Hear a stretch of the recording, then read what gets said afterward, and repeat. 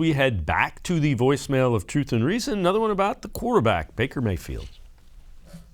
Hey, it's Tony again. Again about Baker Mayfield, you can give the guy all the weapons you want. Go back and watch any of the highlights. He doesn't hit the open receiver. It's like his ability to process information at let's be realistic, 2.5, at the most 4-second window. He's fixated on one receiver. That's his biggest issue. Yes, he has an arm. Yes, he can scramble. Yes, he can have explosive plays, and he can do all types of things.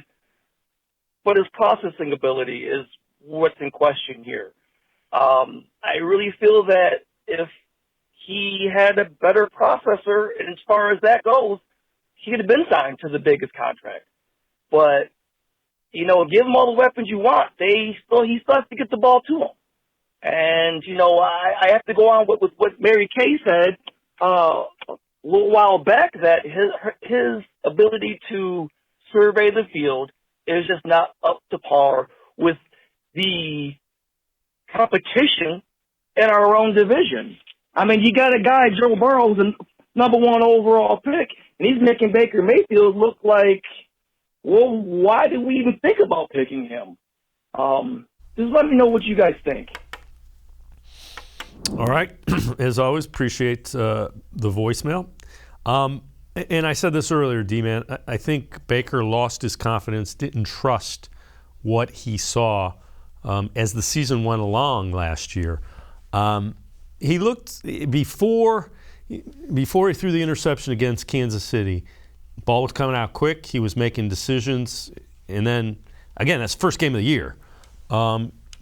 I think he kind of lost his confidence and didn't trust what he saw. But I get that is something that the Browns have to figure out. Is that a problem? There are questions that he brings up that are legitimate.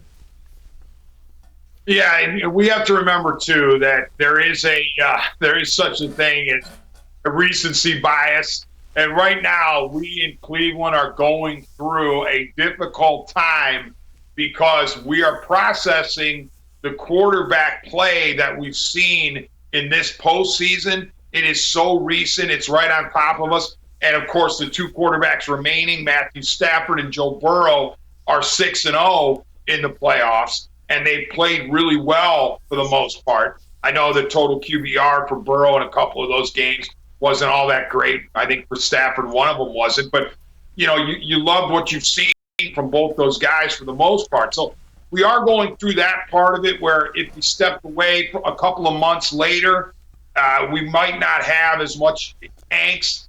But that said, it's okay to say, well, gee, if this is the standard, how close is Baker to the standard? I got to say, Dave, and to the voicemail of Truth and Reason and to the worldwide audience, I had a discussion the other day with a buddy of mine who knows football pretty well. And he said he thinks Baker Mayfield would be best suited for the open attack, not necessarily the 5 wide, but certainly not the running back, tight end heavy personnel. That he thinks Baker is best in the not the street ball format, not the unstructured format, but he's best in the wide open thing, and that he would make his best decisions quickly, and he would love to be able to play that wide open offense. But that's not coming from a source close to Baker. That's just my buddy assessing Baker Mayfield's game and where he thinks Mayfield could thrive the best. That the more structure you put on Baker, maybe the less effective he is. But my counter to that was, in 2020, he clearly was under a lot of structure, and he had Hunt, and he had the Chubb, and he had the tight ends. And you know what? He performed pretty darn well in the Kevin Stefanski system. So it's not a guarantee that if you opened up the offense and you let him sling it and get back to that Oklahoma gunslinger, that he would be successful. But that's what my buddy was suggesting.